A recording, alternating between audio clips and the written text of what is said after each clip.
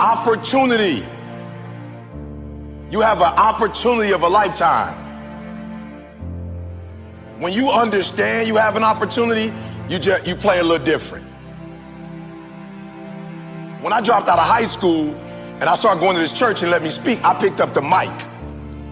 I was 16 years old, I picked up the mic. I'm not gonna say it was the best speech I ever did, but when I picked up that mic and got off that stage, I was like, yep, I can do it. So hear what I'm saying, opportunity. I got an opportunity, you got an opportunity. So here's the deal, when you have an opportunity, why would you give 80%?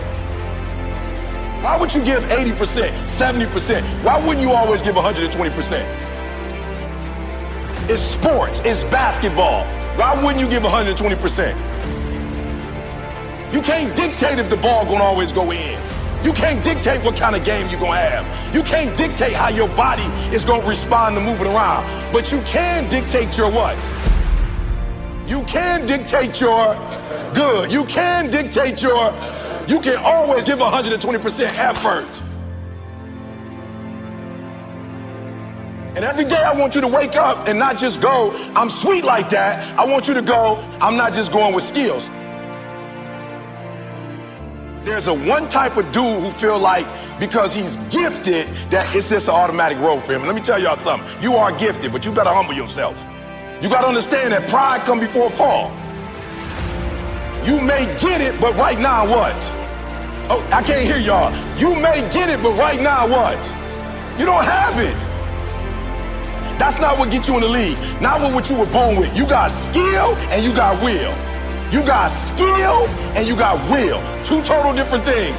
You were born with certain things, but to get to the next level, and not just get to the next level, to stay at the next level, you gotta have will. So when you play, you have to compete. I'm a high school dropout. My daddy wasn't in my life. But I found out I had a gift, then I found out your gift shall make room for you. And I'm like, you mean to tell me if I perfect this, I can eat and my kids can eat and my kids' kids can eat? From today on, you play whatever your best game is, you play that level every single time.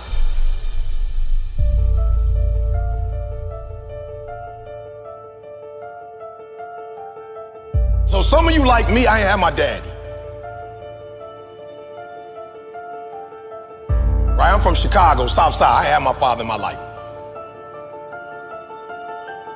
I don't know who my grandfather is. My mom got pregnant with me at 17 years old.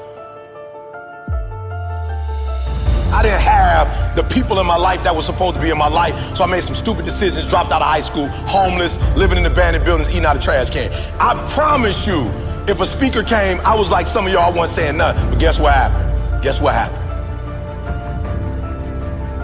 Yup, one day I got a why. I got married, I had a son, and everything changed for me. That's why I'm asking you, who do you love? So when people ask me, E.T., why you get up at 3 o'clock in the morning? Why you putting videos up every day at 3 o'clock in the morning on Instagram? Number one, because I want to be the best that ever done it. Like, I honor my craft. I want Dr. Martin Luther King to look at me and go, that's it, kid. I want Malcolm X to look at me and go, that's it, kid. Just like you got the Hall of Fame in basketball, I want to be the Hall of Fame in speaking. I want all the greats to look at me and go, that's it right there. Number one, I'm competing against everybody else in the world. I'm not mad at them, I'm not against them, but when you number one, you don't have to negotiate with your check. I remember when I was like number 25 or something, they would be like, okay, you got to fly here, you got to fly. Now I tell people how I fly.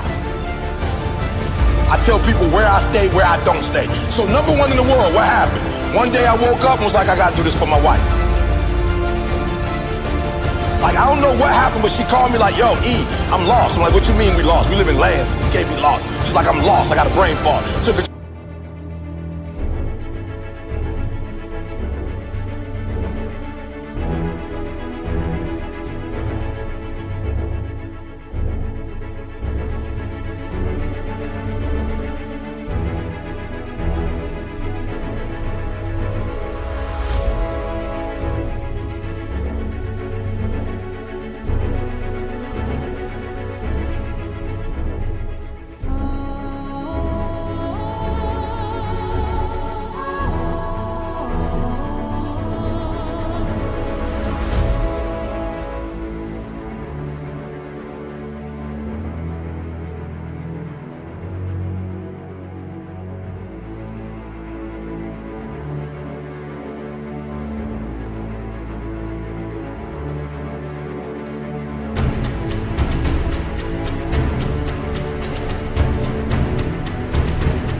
hospital, found out she had MS.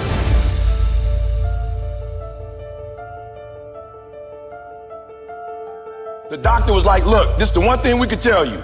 Stress caused MS. I told my girl, you will never work again.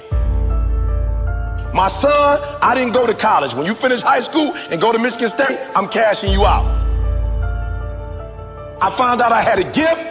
I started thinking about what my mom need, what my sisters need, and a lot of y'all, you selfish, flat out. How many of you in this room? Some of y'all, you good. You don't make it to the league, you tight work. That ain't all y'all.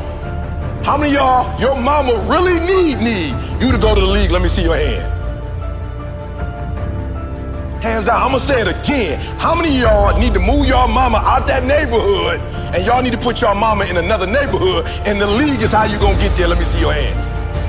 So what I'm trying to tell you is, while you playing, it might be some cats in the league who really are going or who do come from privilege and you like thinking you them. I promise you, I ain't stupid. I ain't Tony Robbins. I don't come from where he come from. I don't come from where Kiyosaki come from. I don't come from where Zig came from. My mama barely finished Dunbar. I'm from the south side of Chicago. I ain't had no safety net.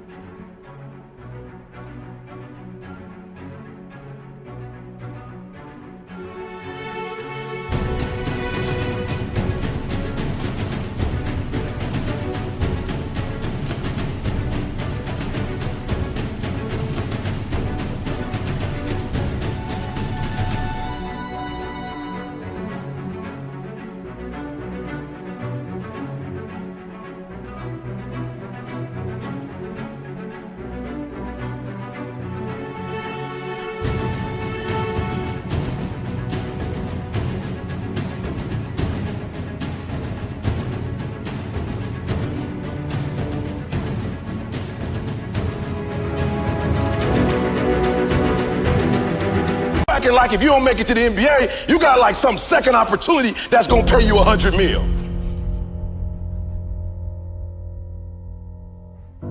How many of y'all in the room right now, your mama got a safety net? So, other than you making it to the league, you got another way where you about to make $100 million. Let me see your hand real quick. For real, because that's what you acting like. Now if your parents got that, hey, you good. But some of you, your mama ain't got that. So when you hoop from now on, I don't want you to see basketball. I want you to see your mama getting out the hood. So every time you get your handle straight, your mama is that closer to doing what? Every time you get your character straight, you heard what the man said. He said if they got to choose between the two of y'all, they not choosing the snotty-nosed dude who think he everything, who don't speak to people. You know when they always pick me, I always ask, why y'all pick me and not the other speakers? They say, because you easiest to work with. Because when you come, you don't talk down to nobody. You clean up behind yourself. He just said, I'm a grown man. They say you clean up behind yourself. You don't cause problems, E. Number one, this is not about basketball, this is about who? Yourself and then who? Your family. So the days you don't feel like working out, it's easy. How do you get motivated? How you get pumped up? You think about mama and that feeling on draft day.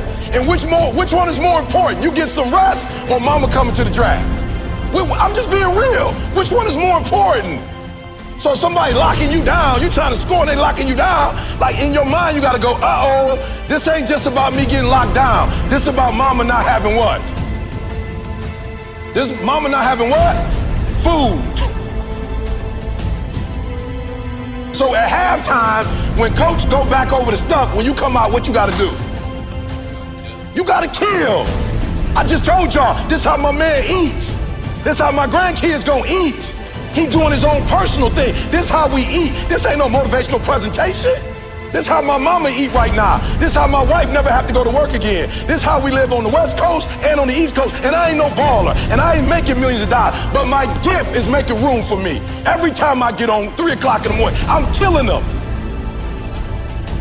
Tony Robinson can't keep up. He's a phenomenal speaker, but he ain't from the Chi. He can't keep up. My motor, I'm killing him.